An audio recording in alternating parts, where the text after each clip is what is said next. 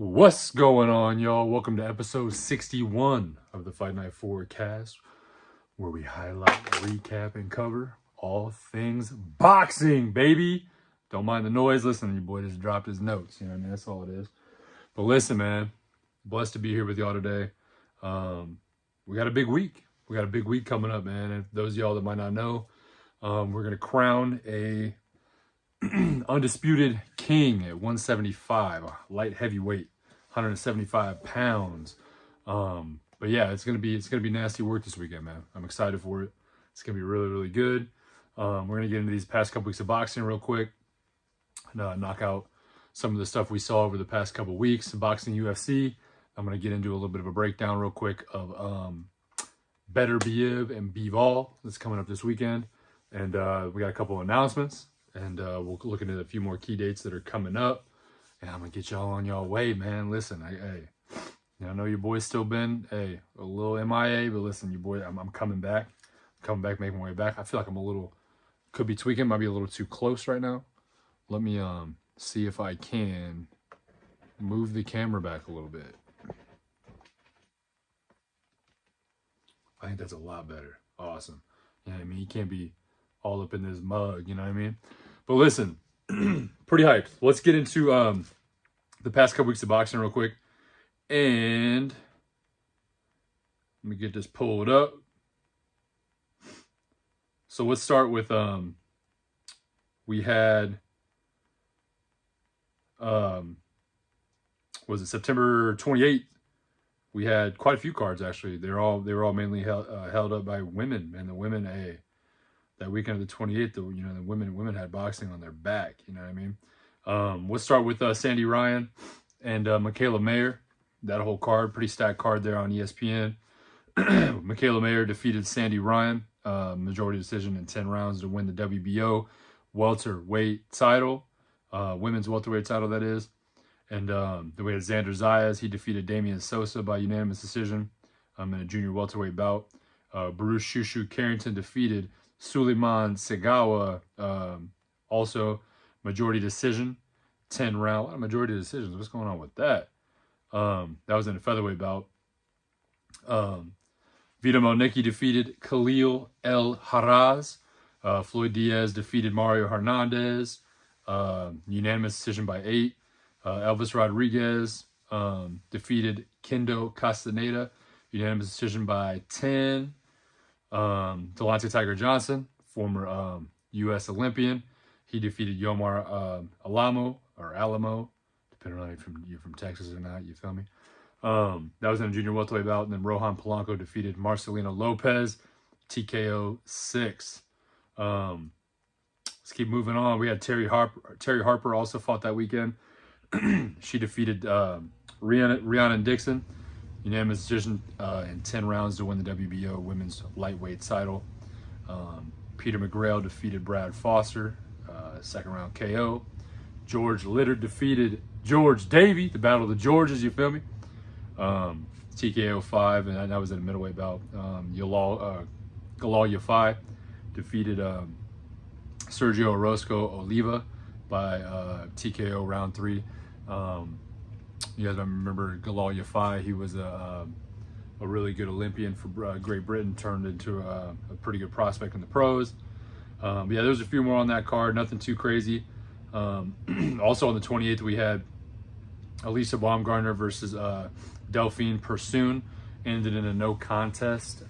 There was a bad collision of heads between the two ladies, and caused a bad gash above Persoon's head, and they could not continue. So with it happening in the 4th round, it ended up making it a no contest, and she as in Alicia Baumgartner, she kept her strap. So and that was for the junior lightweight title for the women.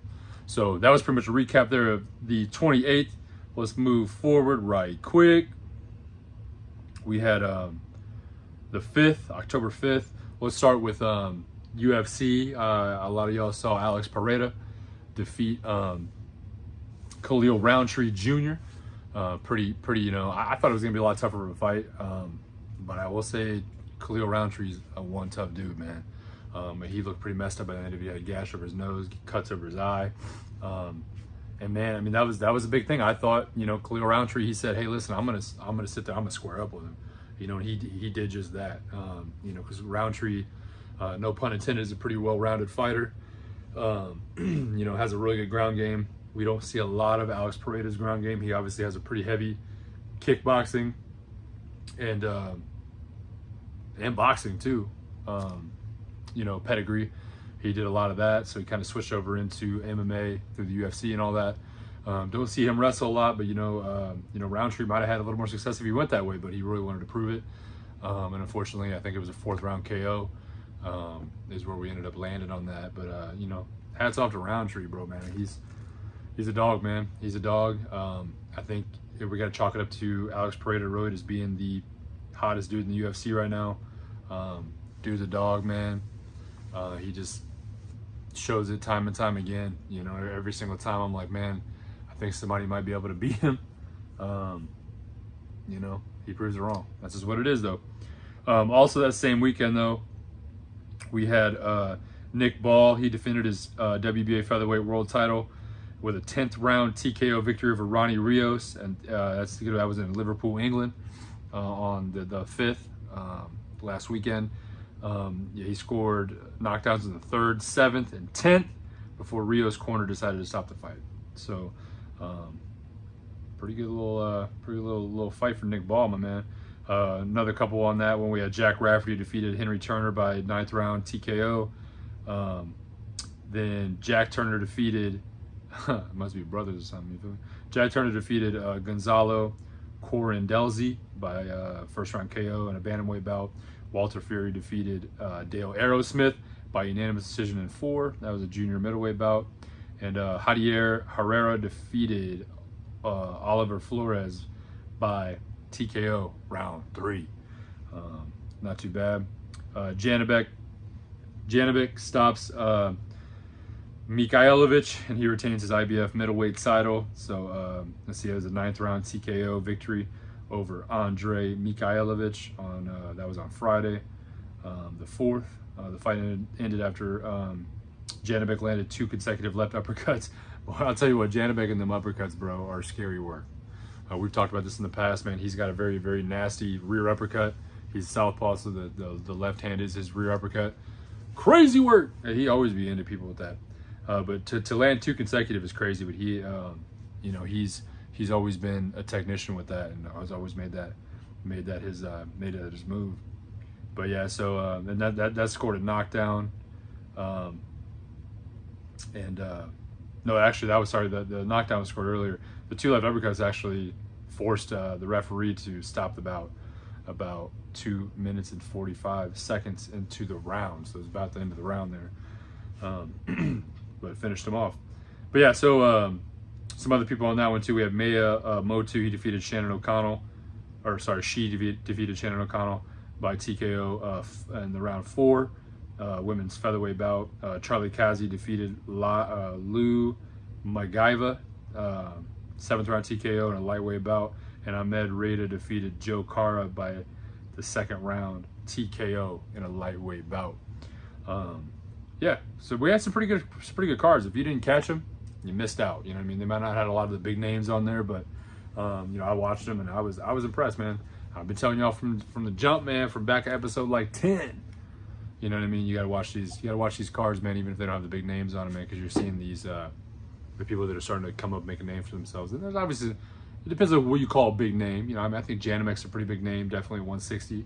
You know, a lot of women on the last weekend, man. The women, like I said, the women, bro, they had boxing on their back on the 28th of September, man. So make sure y'all tuning in.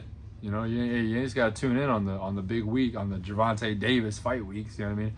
Speaking of that, I got some Gervonta Davis news coming up later in the episode when we do the announcements portion. But yeah, so most definitely. But we're gonna keep it rolling here. Keep it rolling. Let's talk about Beterbiev Bivol this weekend. I'm gonna look up the full card actually real quick. I know, let's see, Beterbiev Bivol. Let's open that full card right quick because I want to see, make sure I get everybody that's on there.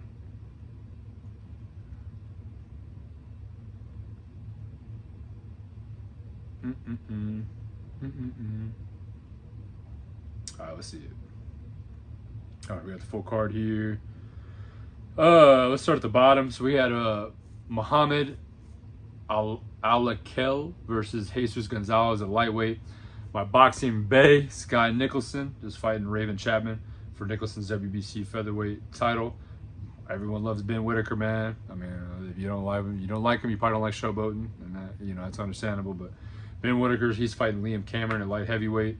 Jai Opetaia versus Jack Massey for Opetaia's IBF cruiserweight title. We got Fabio Wardley versus Fraser Clark, going to be a good bout for Wardley's British heavyweight title. Chris Eubank Jr. Is heading up the co-main against Camille Cesar Meta. Sorry if I jagged that. You know what I mean? I'd be jagging names a lot. That's going to be middleweight. And then we have Beterbiev versus Dimitri Bivol for the IBF, WBC, WBO, and WBA lightweight titles. So we're going to be crowning a king at 175 for the first time since, I want to say, Roy Jones Jr. in 1999. Correct me if I'm wrong. But yeah, we'll be seeing one. I think this might be the first light heavyweight champion that we've seen in the 4-belt era. So we're making history. We're going to be making some history. Obviously Roy Jones, he did it in 1999. The 4-belt era started in 2007. So this will be the first one that we've seen since the 4-belt era started. And I think this would be the 10th person to be undisputed since 07 when the 4-belt era started. So could be crazy work. They'll have their names up there with the likes of, Canelo Alvarez, Usyk, man, I mean, the list goes on and on of a lot of great fighters that have done that in the recent years. I think Terrence Crawford, you know what I mean? So it's gonna be great. It's gonna be a good bout. I'm excited about it. The thing I think I'm most excited about for this bout is I think the styles match up really nice. You know what I mean? Beterbiev and Bivol, the styles match up really well. You kind of have that power versus precision battle. Obviously with Beterbiev being such a powerhouse and just having so much power in both hands, and then you got a lot better technical boxer in Dimitri Bivol, who has the footwork, the ability to string together combos, hand speed, IQ. Not saying that Beterbiev does not have IQ, but Bivol's got great IQ, and he knows how to use it. He may not be the hardest hitting guy out there, but he definitely knows how to do it. He's already stopped. He didn't stop, but he already has defeated Canelo Alvarez, who in a lot of ways I think is a more slick version and a slightly younger version of Beterbiev. So I think Canelo is kind of like that. I think he has a very similar style, power-wise, I would say, to Beterbiev. I'm not, before y'all get in here and start acting crazy, I'm not saying they're the same fighter, because they're definitely not. But I think that in a lot of ways we can compare the power of Canelo, at least. A lot of people are saying his power is slipping a little bit. But I can compare the power of Canelo to the power of Beterbiev. But yeah, so I think that really, the long and short of it all is I think that if Beterbiev comes out with a similar game plan to what he had with Canelo, I think we'll definitely see him have a lot of success in that fight against Beterbiev. I'm gonna break it down though, man. Let's get into it. Let's talk. We got a few people here in the chat, man. Let me know what y'all think. Who do y'all got? Y'all got Beterbiev, y'all got Bivol. Let me know what you think. I'm gonna get into it real quick.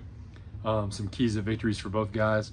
I'm gonna start with Beterbiev. Beterbiev, obviously, get the elephant out of the room. He's gonna have to use his power, right? He's gonna have to use that power. I think the big thing is he's gonna have to get Bivol in a lot of exchanges.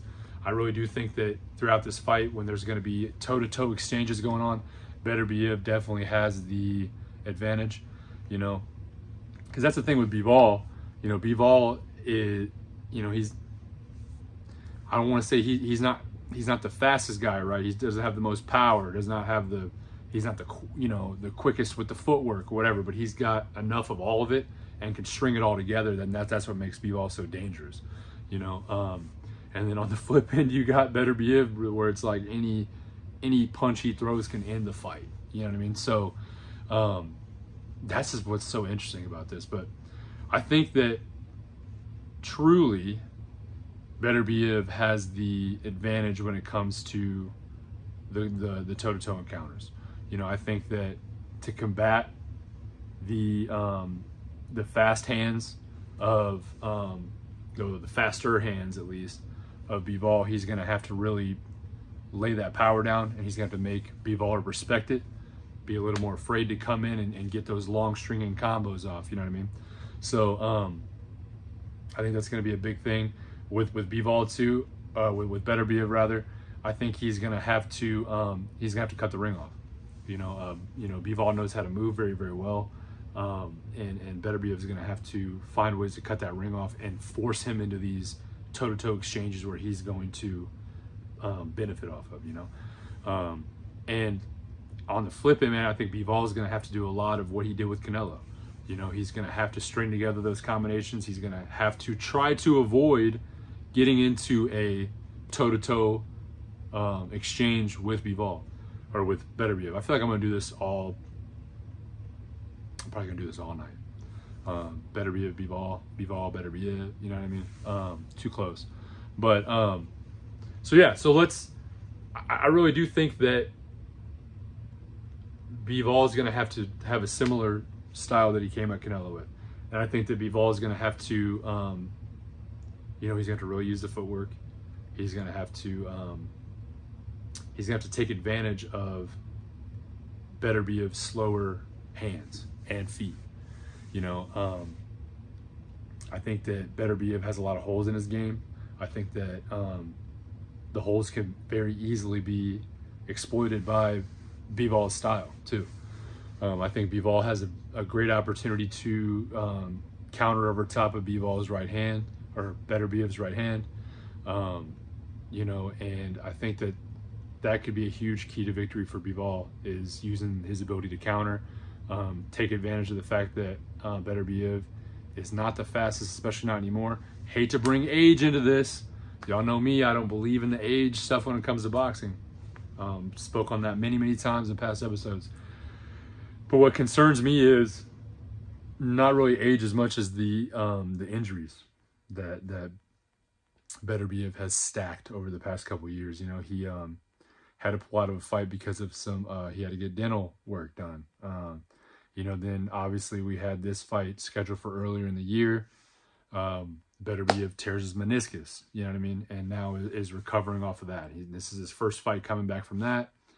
You know, it just makes me wonder a little bit, you know, that he's fighting Bivol and he's fighting Father Time in the ring at the same time. So that's just one thing that's on my mind, you know. Obviously, y'all know how I feel about it. Fighters' primes are all different. People come into different stages of their life at different times, man. So, you know, a lot of people are, you know, they hit that athletic prime when they're young, and they're done with it. Some people don't come into their athletic prime till a little later in life, and that's fine and good, you know. So he is the oldest standing champion right now, I believe, at one, you know, having 3 of the 4 belts at 175. I think at 39 years and a certain amount of days. I think it's like 45 days or something, maybe more than that. But he is technically, no, actually I lied. I tweaked. It's Arislandi Lara. Arislandi Lara is the oldest standing champion right now, but Beterbiev is right behind him at 39 years and some change. I think Lara is 40 or 41. So yeah, you have that against you too. Better, you know, Bivol is a little younger, you know, a little faster. Do we see a little bit of Father Time? Do we see Beterbiev maybe have his slip off a little bit? We don't know. You know, he He has looked a little more human in his past few fights, but he still has a 100% knockout rate. You know, every fight that he's been in has ended in a knockout. You know, do I think this goes a knockout? No, I don't think so. I think that we could see the end of that streak for Beterbiev. I think Bivol is tough. But, you know, Bivol has kind of looked a little subpar in his past couple fights as well, you know. He's only had, I think, what, one... Ooh, I better double check this before I just start saying things. I want to say he's only had one knockout in his past, like, 8 fights or something. Hold on, but I'm going to... Fight Night's going to do his homework. He's going to do his homework for y'all right quick because I don't want y'all in the comments. Hold up, wait, hold up. Give me a second.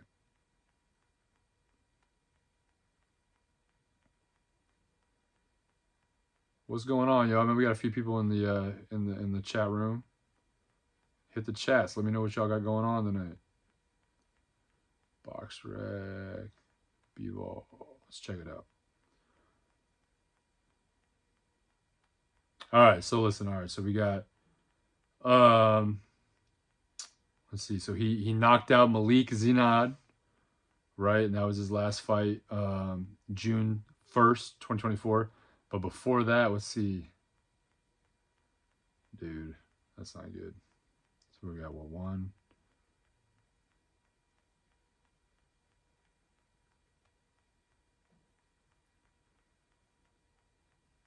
So out of his last 10, out of his last 10 fights, he's only had one knockout.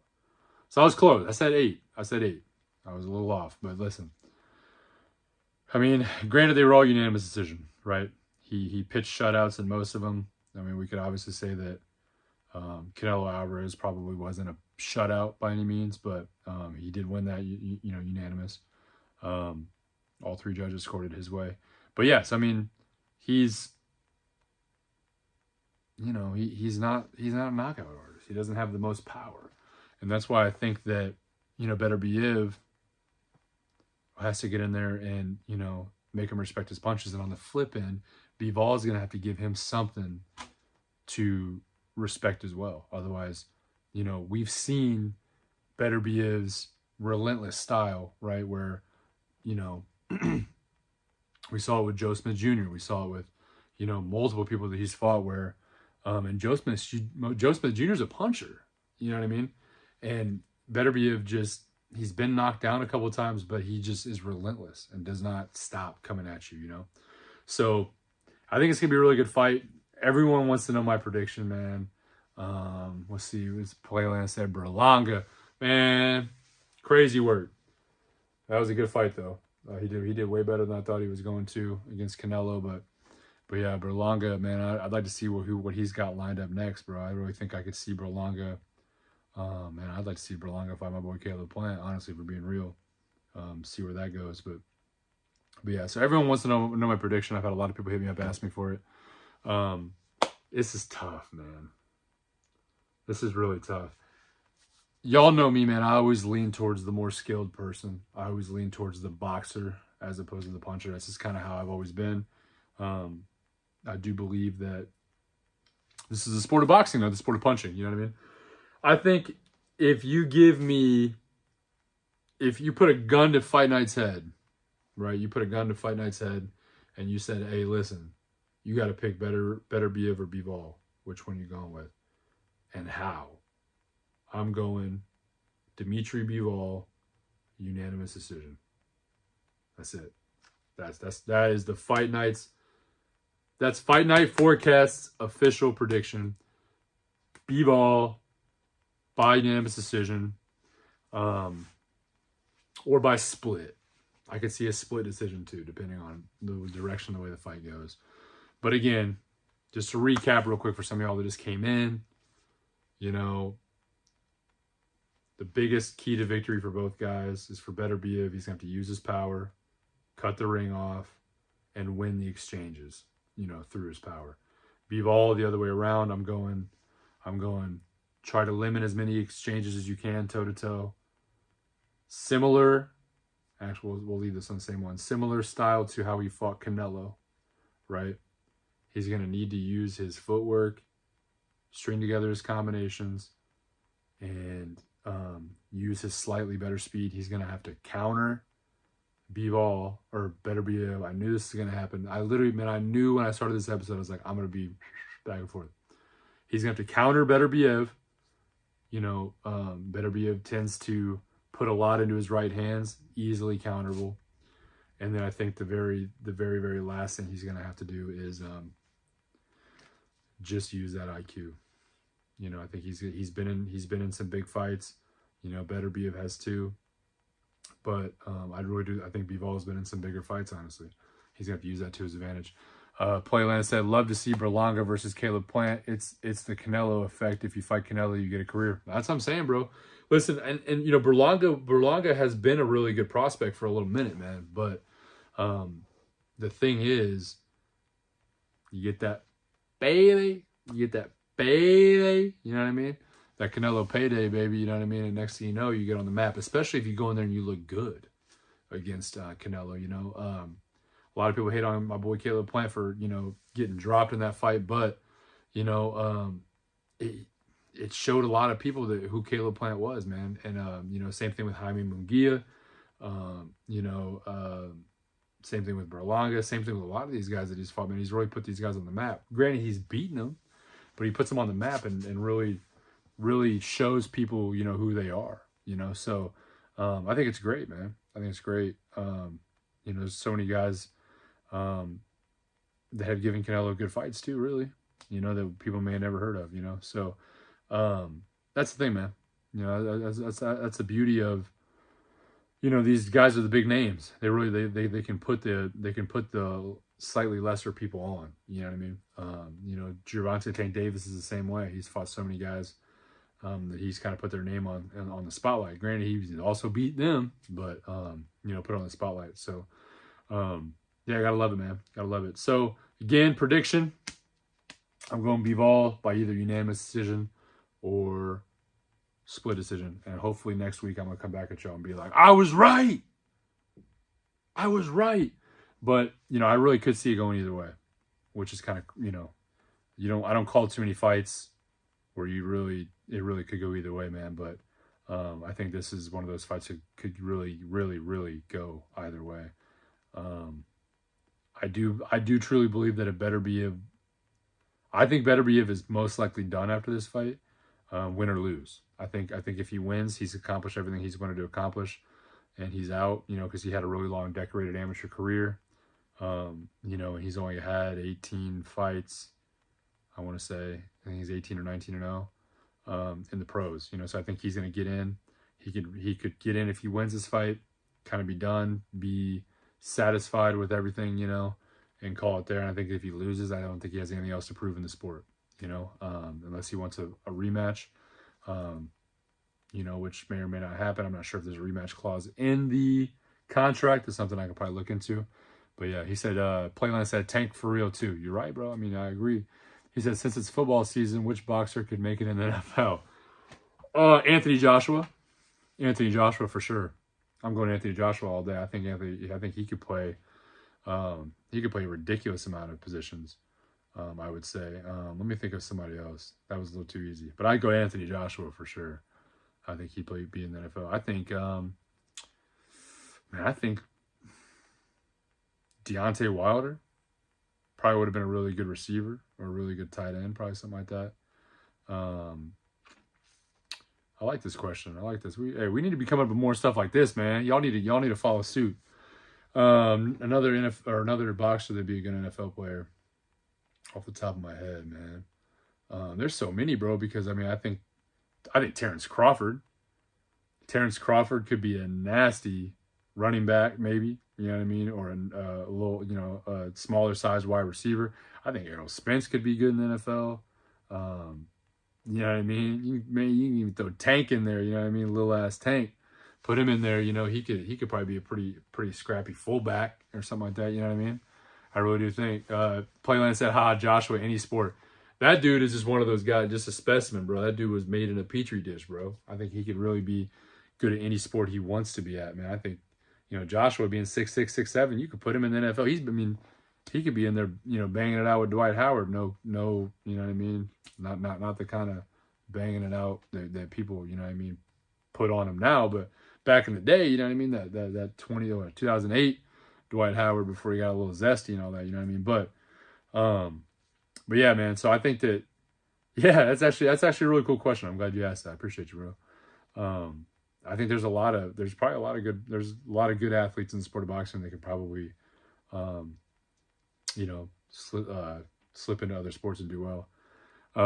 But hey, let me ask you, bro, who do you think from the NFL could be a good boxer, bro? That's what I really want to know. Hit me up in the comments. He said no Diddy. Hey man, ain't no party like a Diddy party, baby. We staying out of that. I ain't never been to a Diddy party. You know what I mean? I've been invited a few times. You know what I mean? The Fight Night Forecast, we getting big out here. Been invited a few times, but I turned it down. You know what I mean? But it is what it is. All right, let's. I got a couple of announcements for you guys right quick. Let me pull these up. Keeping it on the same subject of 175 pounds, man. We do have. Let me make this a little bigger for y'all here right quick. You know, we do have David Benavidez and David Morrell booked at 175. It's supposed to happen, I believe, in December or January. I don't think they have a date fully locked in yet. This is a big fight at 175 too, and I think whoever wins this is going to win. Probably going to fight whoever becomes undisputed this weekend. You know, I think David Benavidez has, you know, he's been on a nasty campaign. He's fought a lot of good people. You know, getting avoided by Canelo, whatever you want to call it. You know, he's had a really nasty campaign, man, where he's really starting together some really good wins. I really do think that he gives either fighter that wins this weekend a lot of trouble. I think, you know, he can't look past David Morrell, though. You know, I know David Morrell is still kind of in that prospect status a little bit, but, you know, he's earned his way up to fight David Benavidez for sure. So I can't wait for that fight. It's going to be a good fight. I think that it's going to determine who fights either of these guys that win this weekend next if there's not a rematch clause enabled. I think it's going to be crazy work. I think it's going to be really, really good. Let's knock this one off right quick. I do have one more announcement for y'all, and then we're going to look at a couple more key dates coming up, and I will close it out for tonight. I wanted to read this for you guys because when I read it myself, I thought I was going to have a stroke. It kind of threw me off the way they worded this, but let me move this for a second. Move the chat for a second. All right, so I'm going to read this slow to make this make sense for everybody because it did not make sense to me first when I first read it. Sebastian Fundora versus Errol Spence is a done deal and will be happening next after Terence Crawford and Fundora make an agreement which allows Sebastian Fundora to have a voluntary defense versus Spence before revisiting the ordered Crawford fight if he wins. I read that. I tried to read that quick, like social media brain rot mode, and I thought I was gonna, like, I don't know, I got dizzy when I read it. But so pretty much what they're gonna do, so Sebastian Fundora and Errol Spence is a locked in deal. They have the deal done, they have everything all but signed, and they want that happening next. But first, Terence Crawford and Fundora have to make an agreement which allows Fundora to have voluntary defense versus Spence before revisiting the ordered Crawford fight if he wins. So the backstory on this is, I want to say it's the WBA. I think it's the WBA or WBC, one of the two, has ordered that Fundora has to fight Crawford, right? Terence Crawford, backstory for those of you guys that may not know, defeated Errol Spence back in July 2023. And since then, both fighters have moved to 154, right? Vacated their belts at 147, whatever the case may be, blah, blah, blah. They're now at 154. Really, I think eventually we're probably going to see Spence Crawford again at 54. Some people like it, some people hate it, that's fine. But right now, Fundora I think he has one or two belts. And Terence Crawford's looking to collect them Infinity Stones, you know what I mean? So both these guys are going for Fundora because he's got belts and they're both trying to go for Undisputed at 154 pounds. So it looks like we're likely going to get the Fundora Spence fight first, probably, because I think they want to get a belt around Errol Spence to make this second rematch fight at a different weight between Errol Spence and Terrence Crawford to be a little more of a money show, if not for Undisputed eventually at 154 pounds. So I think they're going to make that happen. But first they have to come to an agreement, Fundora's team and Crawford's team, saying, hey, I'm going to let you go fight Spence right quick, but you got to promise me after that, whoever wins out of that is going to be who I fight next, or will be guaranteed a fight in the future for that. And as you guys know, Terrence Crawford is getting a little older, right? So is Errol Spence. So we're kind of running out of a little bit of time to see this rematch. We're running out of the, whatever juice Crawford has left. Again, I'm not trying to get into age.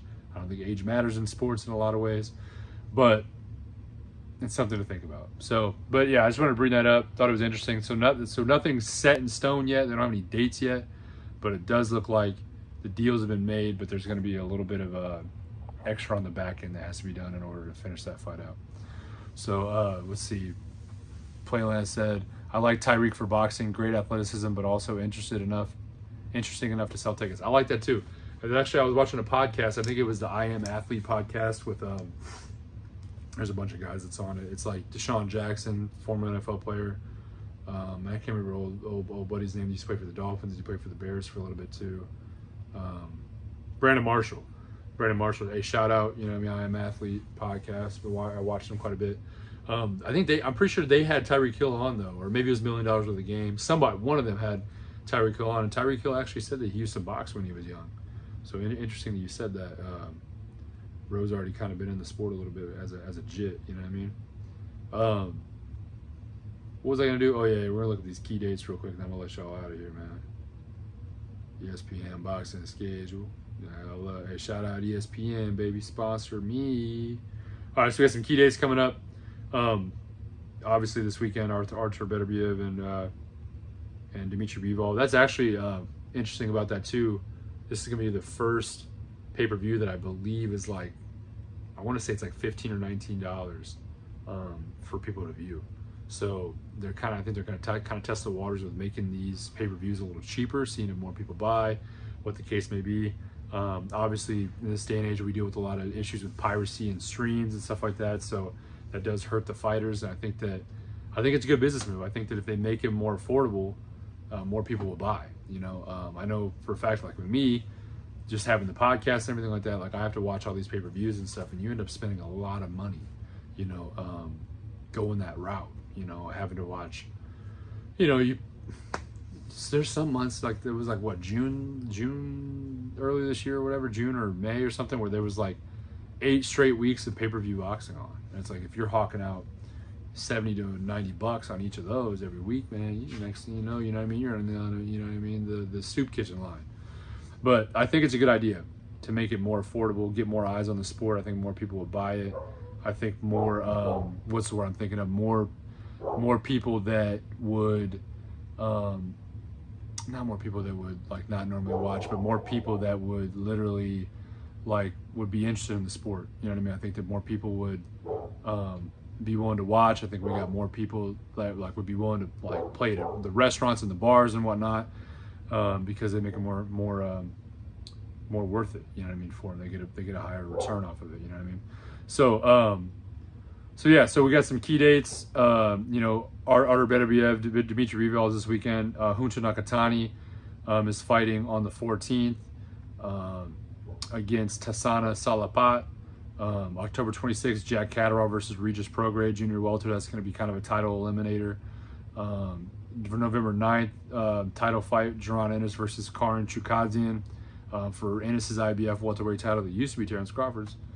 November 15th, Mike Tyson and Jake Paul, 8-round at heavyweight. Then December 21st, we got Alexander Usyk versus Tyson Fury rematch for Usyk's undisputed lineal heavyweight championship.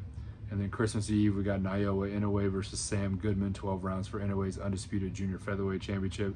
Y'all know Inoue at this point. Inoue is just out here. Inoue is just out here. He fights seems like every 3 weeks, bro.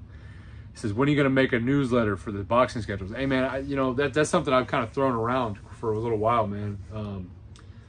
I think it's a good idea. I think it's a good idea. You know, I read a lot of those newsletters. You know what I mean?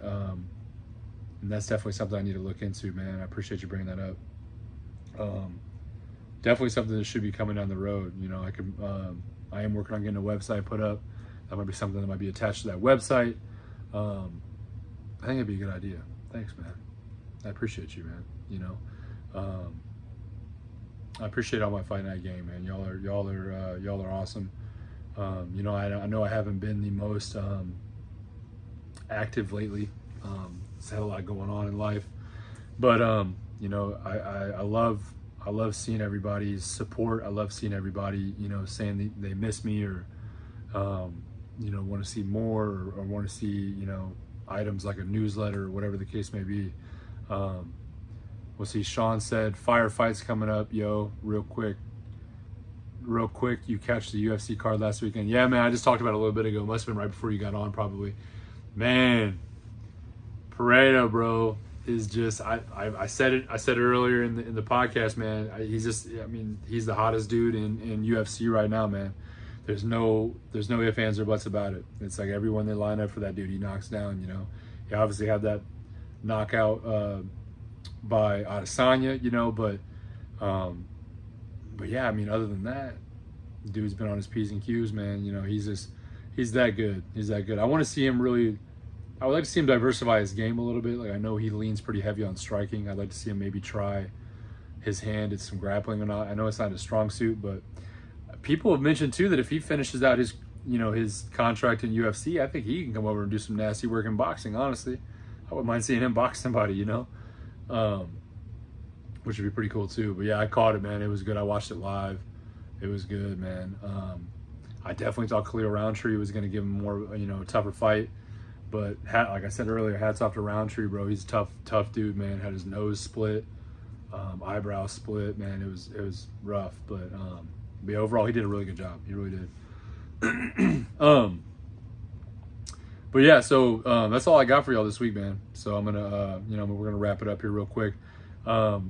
He said, yeah, he wants to box. I know, bro. I think he can come over and be pretty crazy over here at cruiserweight. He can cut down to like 175 pounds. Imagine him fighting like Bivol or something, 175 pounds. That'd be crazy, bro. Absolutely crazy. But yeah, man. So, yeah, we got some big fights coming up. It's gonna be really good. He said, what do you think about Dana coming to boxing too? I'm not against it. I like Dana White's philosophy on making big fights and stuff like that too. I'd like to read into it a little more probably and see what exactly. I mean, I know he's trying to do something similar like UFC in boxing. I just don't know how it's gonna go. You know, I just don't know. Like it just seems like it's like I'd like to see, you know, what he has lined up. Like, you know, what fighters is he gonna have signed? Is he gonna have UFC fighters that will be able to cross over into both, since they're technically could be under the same contract? That's definitely an interesting thought. I like it. I like the idea. I think it couldn't hurt the sport of boxing by any means, especially with Dana having such a big name that he has and the ability to get a hold of fighters, you know. But it just makes me curious the logistics of it. I like to read more into it and see, you know, what he's actually going to be able to accomplish, and you know what he's gonna. I'd like to see what he brings to the table, you know, when it comes to boxing. We all know what he does with.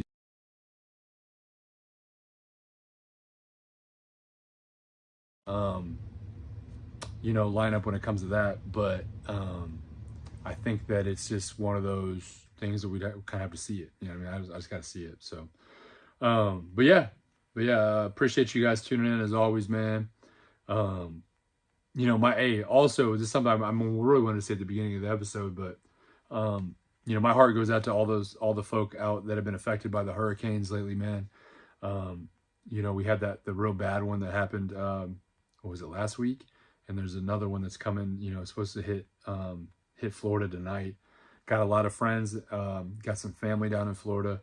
I got some subscribers down in Florida, man. So just praying for everybody down there, man, that, you know, and it's not just Florida. I mean, I know I have some friends in Texas. You know, I got some subscribers from Mexico that they got hit a little bit, you know, and you know, it's supposed to be, supposed to hit some other places after Florida, supposedly. I got a lot of friends in the South too. All my Tennessee people. Bless up. Speaking of the Tennessee Fighters Nashville as well, they had a card last weekend. A lot of my friends fought on that card and took the dub. Proud of each and every one of y'all, man. Y'all keep working. But yeah, so my heart goes out though, man. My heart goes out to anybody affected by the hurricanes and whatnot. But yeah, so all love, all love. Y'all know what it is, man. Follow me on Instagram, Fight Night Forecast, personal account jwood9515. I got a TikTok now with the Fight Night Forecast. That's really it. I'm working on maybe doing a Facebook or something like that for Fight Night, but not quite there yet. You know what I mean? So, but yeah, I appreciate y'all tuning in as always, man. All love. Thank you guys. Please like, comment, subscribe, tell a friend. Stay tuned for more content coming up. I'm about to get, we're getting back in the swing of it. We're about to, get back to the regularity. I'm getting back to posting the shorts again, more short form content coming. Apparently a newsletter's coming now. Thank you, Playland. Appreciate you, my dog. But yeah, man, appreciate you guys as always. I'm gonna catch you on the next one. Peace.